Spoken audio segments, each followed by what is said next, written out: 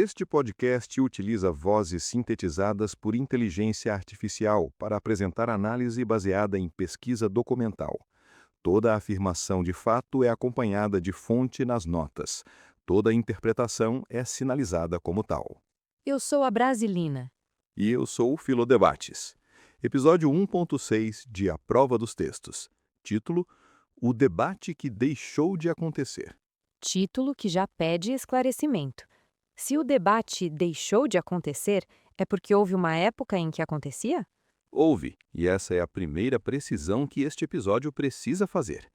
Durante meses, um rascunho circulou internamente com o título O Debate que Nunca Aconteceu.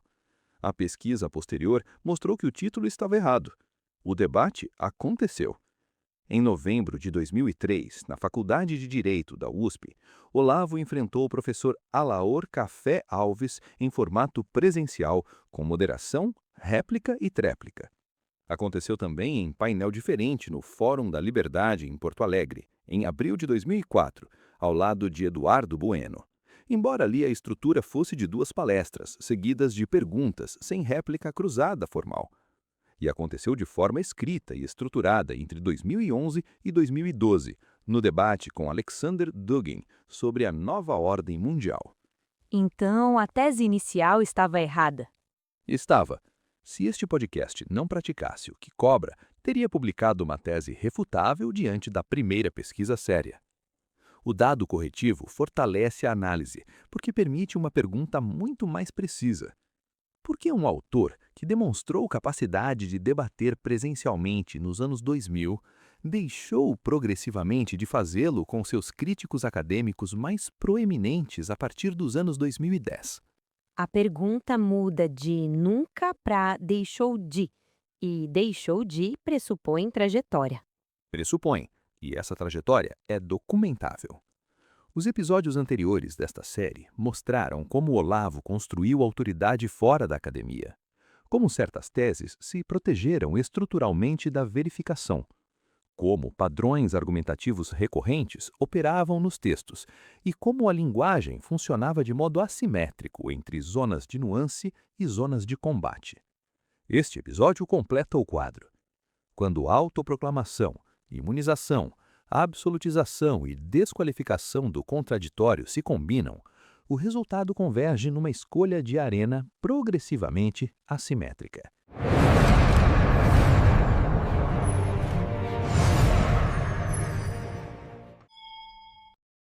Antes de qualquer crítica, os méritos. E desta vez são substanciais, porque a pesquisa corretiva revelou mais do que o rascunho continha. O debate na Faculdade de Direito da USP, em novembro de 2003, demonstra competência real. Olavo enfrentou um professor titular numa faculdade que não era amigável ao seu projeto intelectual, com plateia universitária, com regras de tempo, com réplica. No Fórum da Liberdade, dividiu o painel com o Eduardo Bueno, diante de público misto.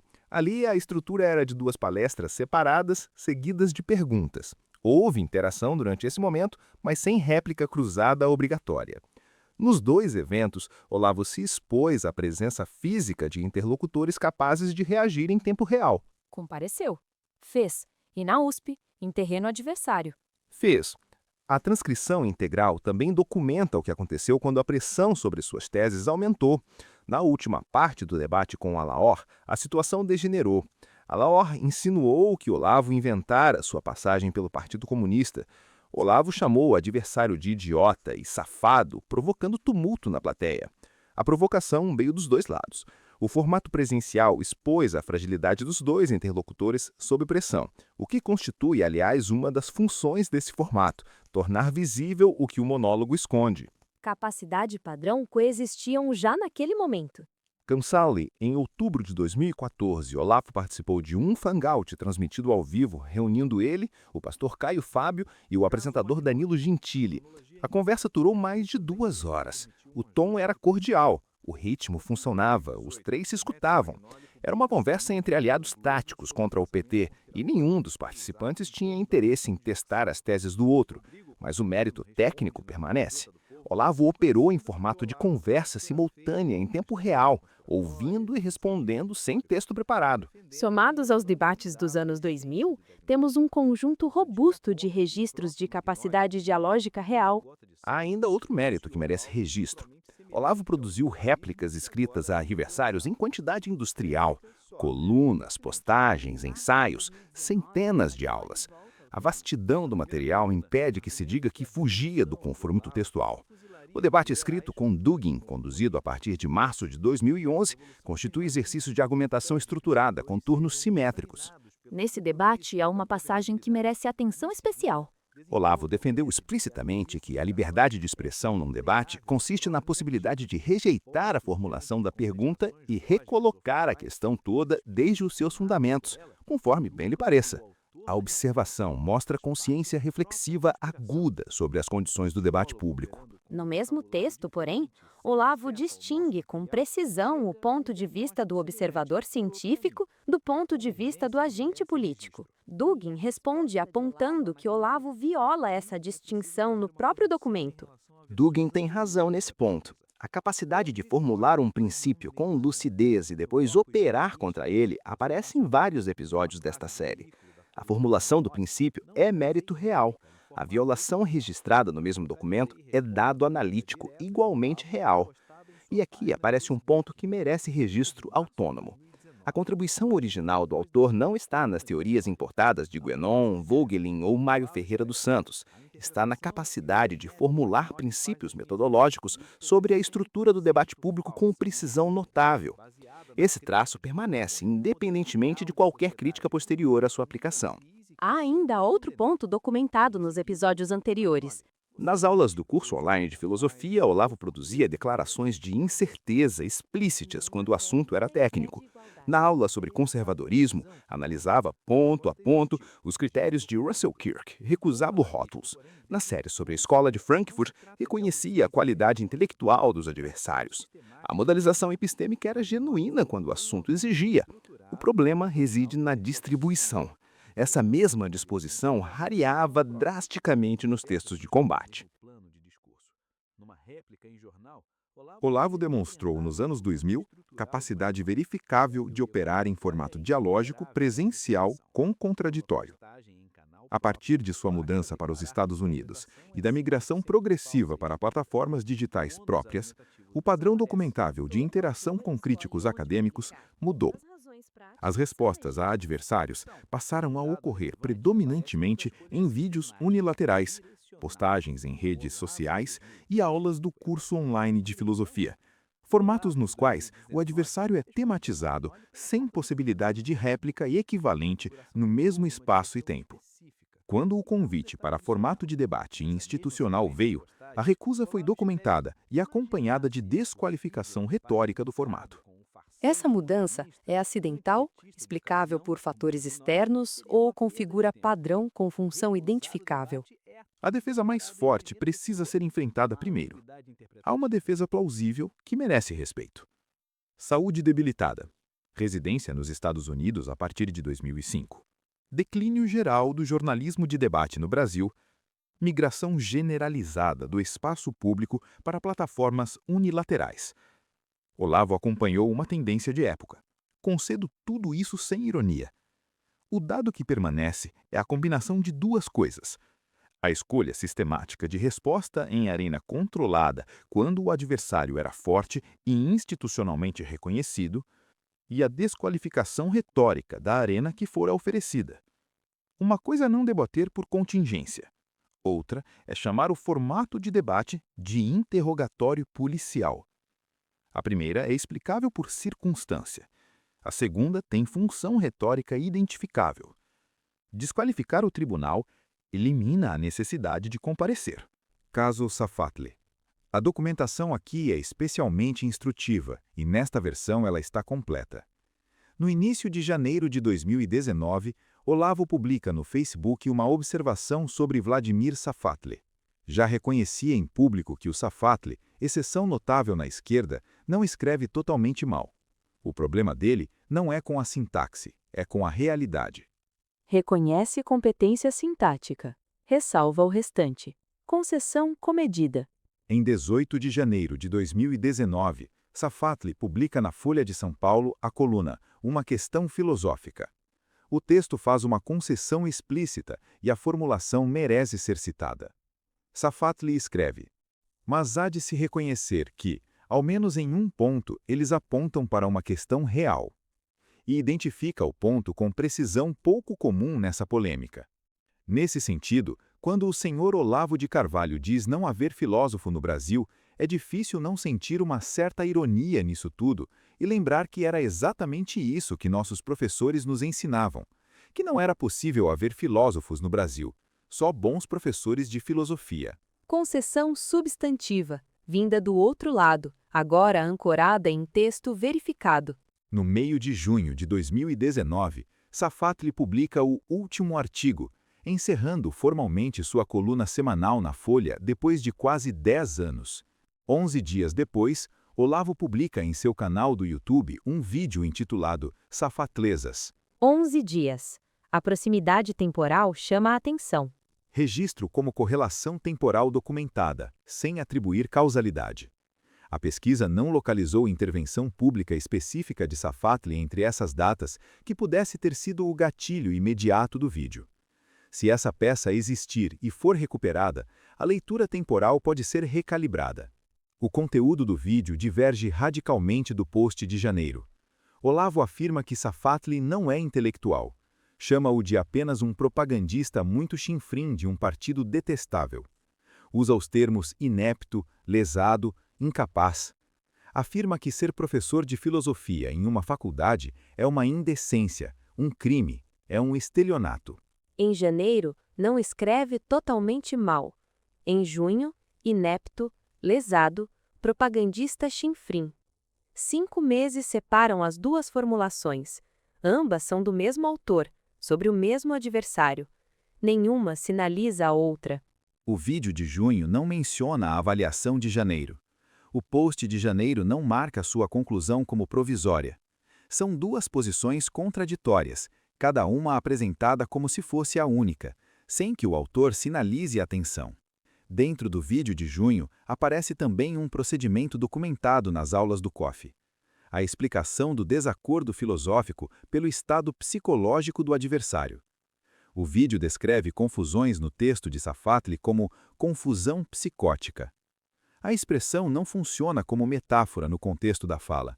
Funciona como diagnóstico aplicado ao adversário em substituição à análise textual. Quando se atribui ao interlocutor uma patologia em vez de lhe responder ao argumento, a necessidade de refutar desaparece. A arena importa de maneira especial aqui. A coluna de Safatli apareceu em jornal de circulação nacional, com norma editorial e direito de resposta. A resposta de Olavo apareceu em canal próprio, sem moderador, sem tempo determinado, sem possibilidade de Safatli intervir no mesmo espaço. A diferença é estrutural. A teoria do diálogo de persuasão distingue essa condição com precisão. A alternância de turnos é o mecanismo que permite a cobrança de compromissos assumidos durante a conversa. Quando esse mecanismo está ausente, contradições anteriores perdem custo público. Ninguém pode dizer, o senhor acaba de contradizer o que afirmou há 5 meses, se não está presente na cena. No debate da USP em 2003, o adversário podia apontar contradições na hora. A capacidade estava demonstrada. O formato é que mudou. Dentro do mesmo vídeo sobre Safatli, há um detalhe que a transcrição registra. Olavo define o socialismo como busca pela extinção total e definitiva do capitalismo, e argumenta que isso implica uma lógica de guerra permanente. Logo em seguida, afirma que essa ideia tem que ser eliminada da face da Terra, tem que sumir, tem que ser apagada na cabeça humana completamente. Se Safatli estivesse presente, poderia dizer: o senhor acaba de prescrever o que descreveu como defeito do adversário. Em um monólogo, o ponto passa sem custo. Caso Magnoli. A cronologia importa, e aqui também a pesquisa permitiu um ajuste de precisão. No fim de 2018, Demétrio Magnoli publica coluna no Globo sobre o pensamento conspiratório cristalizado em torno da noção de ursal. Rodrigo Constantino responde na Gazeta do Povo, reconhecendo que Olavo pode ser afeito a umas teses conspiratórias e exageros retóricos, mas defendendo que isso não invalidava a essência do diagnóstico. Constantino aponta que o próprio Magnoli, no livro Uma Gota de Sangue, denunciou algo estruturalmente semelhante ao globalismo que agora ridicularizava. Tréplica, sóbria e pertinente. Em março de 2019, Magnoli volta ao tema. Na primeira coluna, argumenta que a revolução de Olavo fuzilaria os liberais, junto com os comunistas, se pudesse, e que a revolução permanente impede que os seguidores sejam contaminados pelos compromissos da governabilidade. Na segunda, desenvolve a tese de que a teoria conspiratória é invulnerável à prova negativa. Postos diante de contestações lógicas ou fatuais, os espíritos tomados por ela retrucam que o autor da refutação faz parte da própria conspiração. Um sociólogo operando com um vocabulário diferente e sem acesso ao nosso material chega a um diagnóstico semelhante, por outro caminho. A convergência merece registro. E a resposta de Olavo a Magnoli? Aqui é preciso fazer uma correção em relação a versões anteriores da pesquisa. Houve resposta, mas não na mesma arena. No corpus jornalístico de circulação nacional, na mesma classe de veículo da coluna de Magnoli, não localizei réplica em formato editorial, mas localizei resposta pública direta de Olavo postada em sua página de Facebook em 25 de março de 2019, 2 dias depois da primeira coluna de Magnoli. A formulação é direta. Olavo escreve: a interpretação que o Demétrio Magnoli faz das minhas ideias políticas é 100% falsa e estúpida, baseada na crença de que proponho um modelo ideal de sociedade, coisa que nunca fiz e que sempre condenei. E em seguida, Magnoli, você é um mentiroso, um incapaz e um fofoqueiro de bordel. A resposta. Não há réplica impede igualdade. É essa a precisão que importa. A resposta existiu, registro corrigido. O ponto analítico, porém, deslocou-se. Não se trata de ausência de resposta, mas de migração sistemática de arena. Magnoli formulou um argumento estruturado em jornal de circulação nacional. Olavo respondeu com xingamento em canal próprio.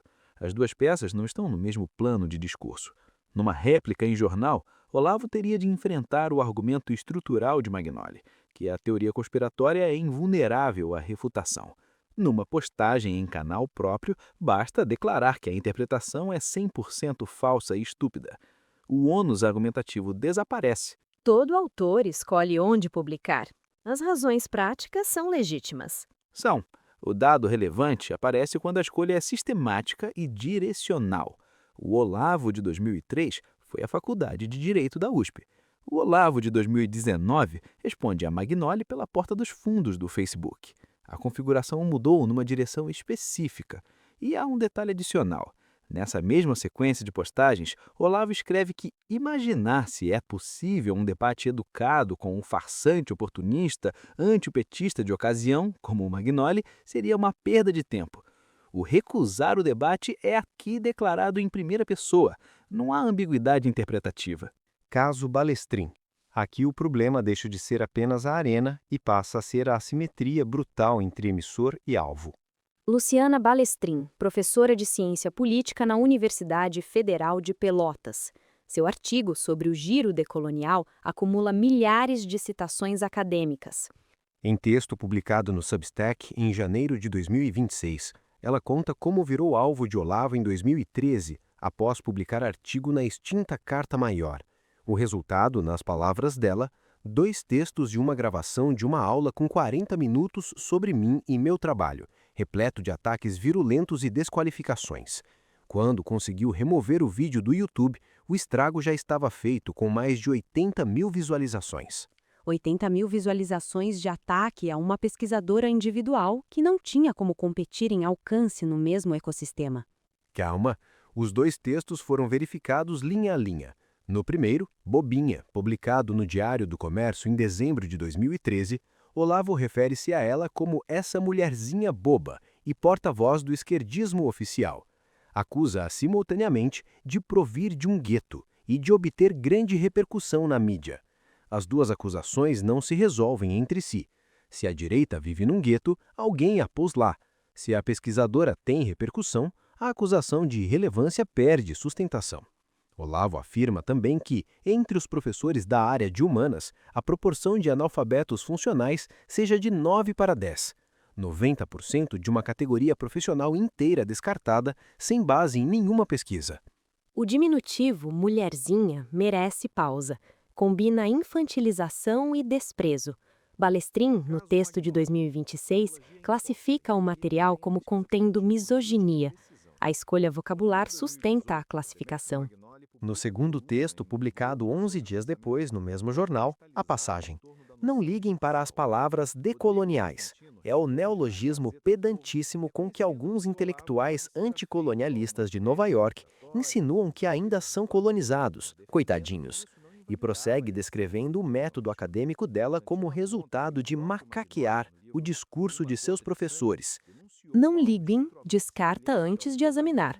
Macaquear substitui reproduzir criticamente por imagem de imitação servil. Mas eu me pergunto se Olavo identificava algum problema real no campo decolonial que se perdeu na brutalidade da formulação. Os dois textos mobilizam referências ao campo decolonial e a Marx, mas nenhum deles realiza análise direta do artigo acadêmico, América Latina e o giro decolonial. As teses centrais do artigo, relação entre decolonialismo e democracia, limites que a própria autora reconhece no projeto decolonial, nem sequer são identificadas antes de serem descartadas. O trabalho acadêmico permanece substancialmente intocado. O que é atacado é a pessoa e a coluna de opinião. Havia material legítimo para crítica substantiva. A própria Balestrin reconhece que o projeto decolonial não está claramente comprometido com um projeto político-democrático em particular. Se Olavo tivesse atacado esses pontos, teria produzido contribuição real ao debate. A erudição existia. O que faltou foi a disposição de aplicá-la ao raciocínio da adversária, em vez de à pessoa. Documentamos o procedimento de explicar posições adversárias por defeito formativo do adversário. O caso Balestrin é a instância mais concentrada. Em vez de tratar a adversária como portadora de uma tese examinável, o texto trata-a como efeito de má formação. Balestrin registra que não o processou nem respondeu e formula o que faltou. Em todo debate público sério, a presença de decoro e respeito são fundamentais, além da fuga de desqualificações pessoais do interlocutor adversário e do egocentrismo argumentativo. Caso Caio Fábio, a cronologia mais longa e a mais rica em nuances. No fim de 2014, Olavo, Caio Fábio e Danilo Gentili conversaram por mais de 2 horas. Convergência contra o PT. Afeto explícito. Os 3 se escutavam. A transcrição confirma.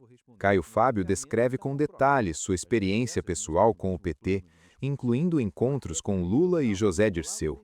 Relata que Lula o convidou para participar do Foro de São Paulo, convites que recusou. Olavo ouve, acrescenta comentários, reconhece o valor do testemunho, oferece enviar documentação.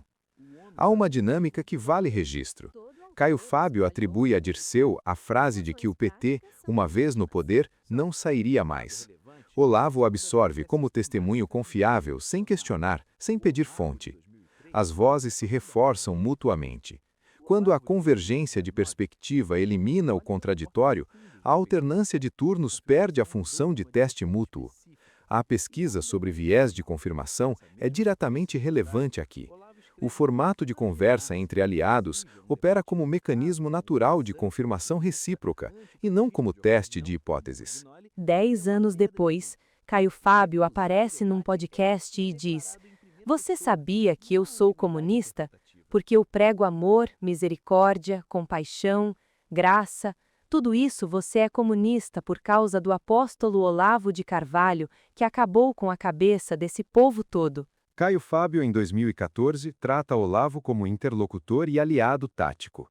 Em 2024, atribui-lhe responsabilidade causal pela distorção cognitiva de um setor evangélico inteiro. No mesmo podcast, compara Silas Malafaia e Pablo Marçal como servindo o mesmo Deus, Mamon.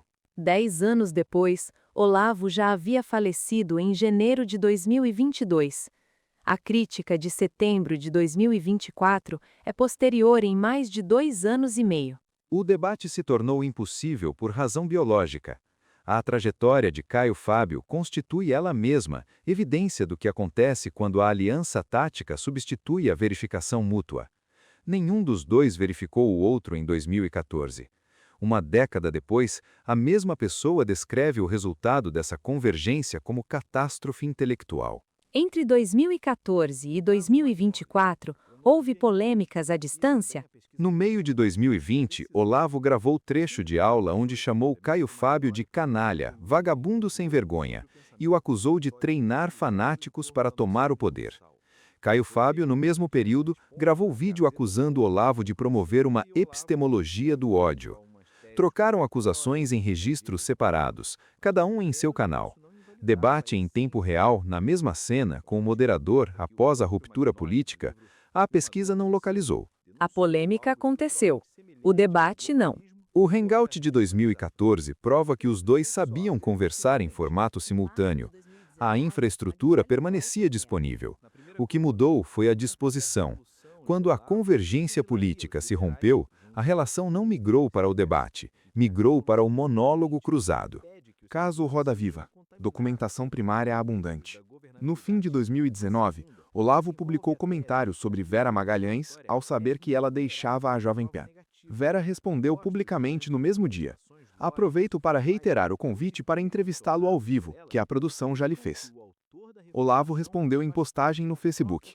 Classificou o formato como interrogatório policial e renomeou o programa com trocadilho depreciativo. Alegou impedimento médico para viajar ao Brasil. O enquadramento retórico da recusa é tão revelador quanto a recusa em si. Transformar uma banca de entrevistas em interrogatório policial converte a recusa em legítima defesa.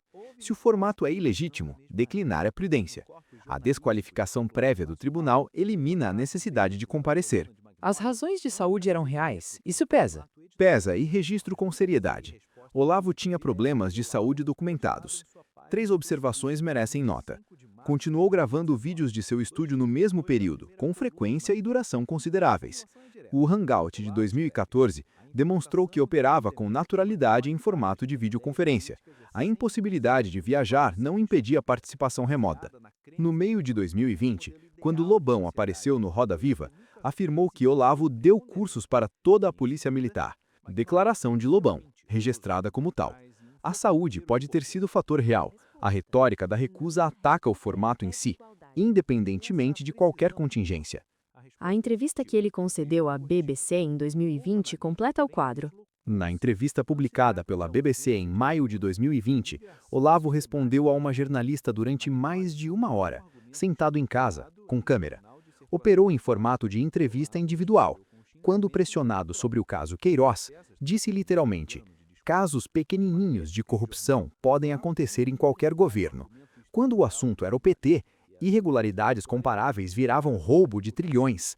A gravidade de um fato não variava conforme a evidência disponível, variava conforme o campo a que pertencia o acusado. Sob pressão, a dinâmica se revela com clareza. Sob pressão, a dinâmica se revela. Quando a jornalista insistiu na pergunta, a resposta escalou.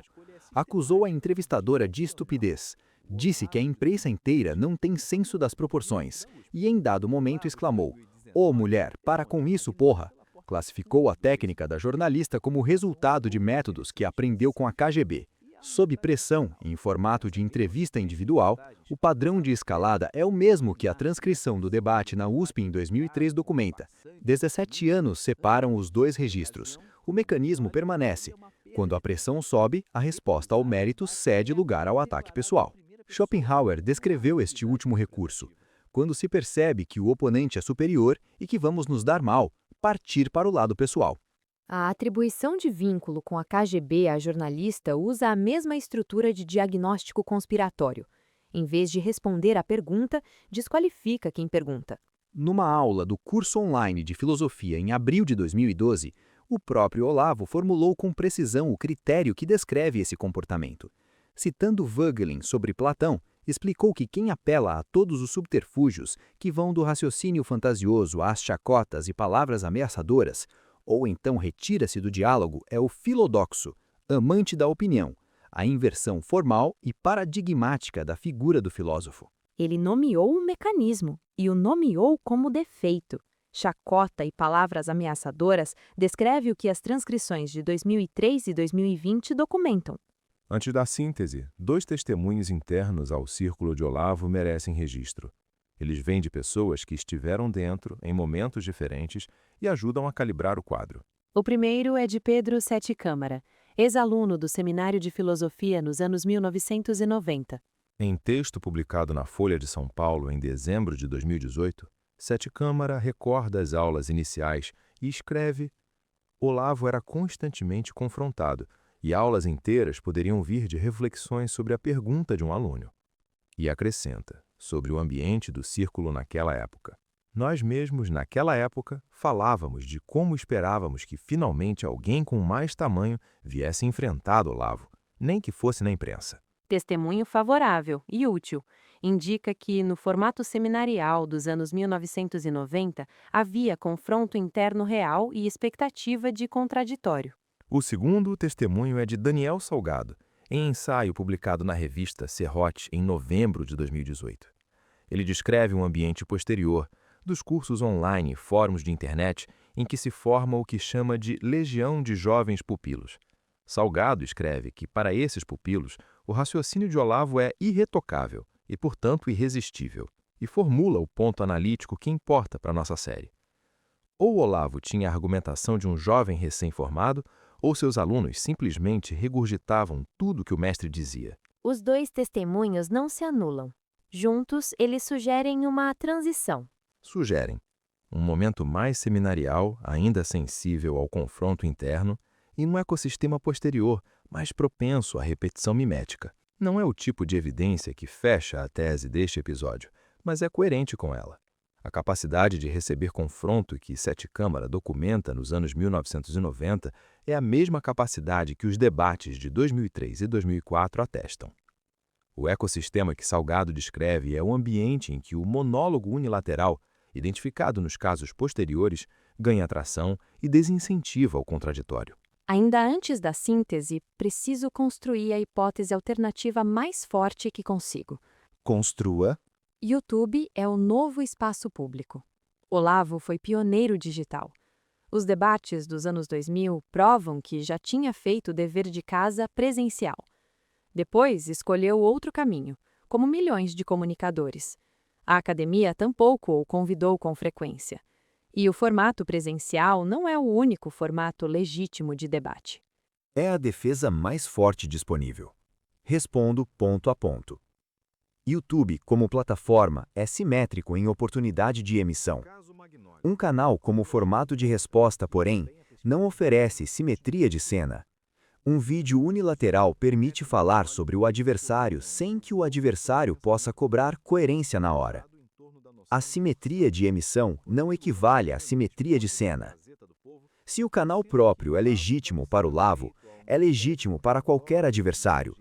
A evidência disponível mostra que, quando adversários respondiam nos mesmos formatos, essas respostas geravam novas rodadas de desqualificação, não diálogo.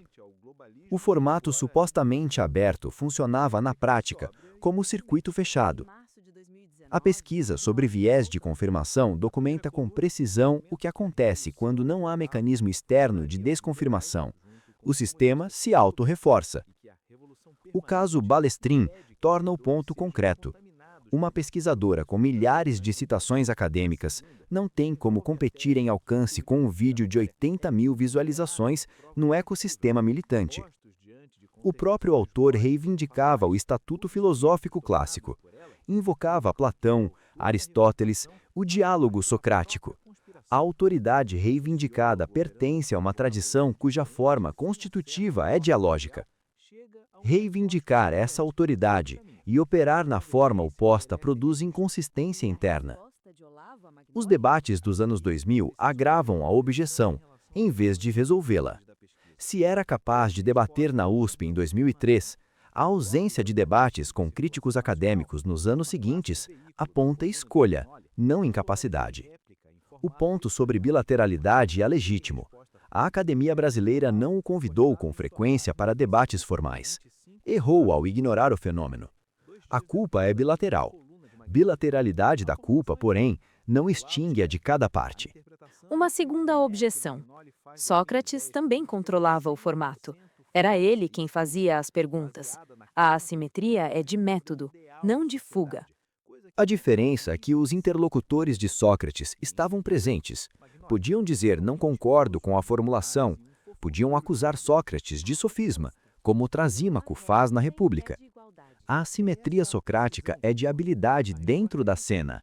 A assimetria documentada aqui é de ausência do adversário na cena. Uma passagem do próprio corpus de Olavo ilumina a questão por dentro. No artigo Bobinha, ele escreve: a maior prova de que o esquerdismo domina o espaço é que a direita vive num gueto. Ao acusá-la precisamente disso, essa porta-voz do esquerdismo oficial só dá testemunho contra si própria. O argumento é engenhoso. Se a direita está guetificada, quem a guetificou? Ferramenta lógica funcional. A mesma ferramenta pode ser aplicada ao caso que analisamos. Se Olavo responde exclusivamente em canais próprios, sem contraditório, quem escolheu esse formato? O argumento que ele usou contra a pesquisadora funciona simetricamente como descrição da própria dinâmica documentada. Síntese. A capacidade de debater presencialmente está demonstrada. USP, em novembro de 2003, debate escrito com Dugin entre 2011 e 2012, Hangout dialógico em 2014. O Fórum da Liberdade de 2004 demonstrou presença em painel público, embora com formato diferente. A partir dos anos 2010, nos confrontos públicos com críticos acadêmicos como Balestrin, Safatli e Magnoli, o formato predominante da resposta passou a ser o vídeo unilateral ou o post em canal próprio. O caso Magnoli é o mais explícito a esse respeito. Houve resposta, em xingamento no Facebook, mas não na mesma arena editorial em que a crítica fora formulada. A migração de arena, e não a ausência de resposta, é o dado central. O convite formal do Roda Viva existiu, com o uso da palavra reiterar, indicando o convite prévio. A recusa é documentada nas palavras do próprio autor, que classificou o formato como interrogatório policial. No caso Safatli, há contradição documentada entre a formulação de janeiro de 2019, em que Safatli reconhece um ponto real na crítica de Olavo, e a formulação de junho do mesmo ano, em que Olavo trata Safatli como inepto e lesado, sem qualquer sinalização e sem incorporar a concessão que o próprio adversário fizera. No caso Balestrin, os dois textos atacam a pessoa sem enfrentar substancialmente o artigo acadêmico.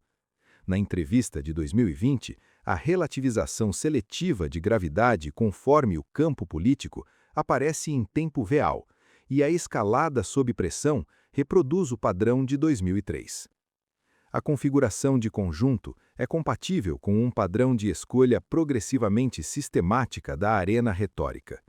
A hipótese da escolha progressiva é mais econômica que a de contingência pura, porque explica simultaneamente a existência dos debates dos anos 2000, sua rarefação nos anos 2010, a desqualificação retórica do formato, as contradições internas não sinalizadas e a persistência do padrão de escalada ao longo de quase 2 décadas. Esse padrão converge com os achados dos episódios anteriores, com o diagnóstico independente de Magnoli sobre a invulnerabilidade à prova negativa, com o testemunho retrospectivo de Caio Fábio em 2024, com a análise do ecossistema de seguidores feita por Salgado e com a persistência do mecanismo de escalada entre 2003 e 2020. O padrão compromete a reivindicação de estatuto filosófico no sentido clássico do termo. E aqui o próprio autor fornece a régua. Na aula 149 do curso online de filosofia, em abril de 2012, explicou via Voegelin e Platão que o filódoxos, amante da opinião e inversão paradigmática da figura do filósofo, é aquele que foge da experiência dialógica e recorre à chacota e às palavras ameaçadoras, ou então retira-se do diálogo. Os casos documentados descrevem exatamente isso. Pelo seu próprio critério, o que foi praticado a partir dos anos 2010 se aproxima da figura que ele mesmo nomeou como inversa à do filósofo. Esse padrão, sozinho, não autoriza diagnóstico de desonestidade intelectual. Autoriza a descrição de um padrão argumentativo problemático e a identificação de uma inconsistência entre critério formulado e prática exercida. Autoriza também o registro de que a responsabilidade é bilateral. A academia falhou ao não criar as arenas que teriam tornado o debate possível. 3 observações finais. Descrever um padrão retórico não é acusar. O autor operou durante décadas num país em que a arena pública foi, ela mesma, profundamente assimétrica. A academia o ignorou quando não deveria ter ignorado. A mídia o caricaturou quando deveria ter examinado.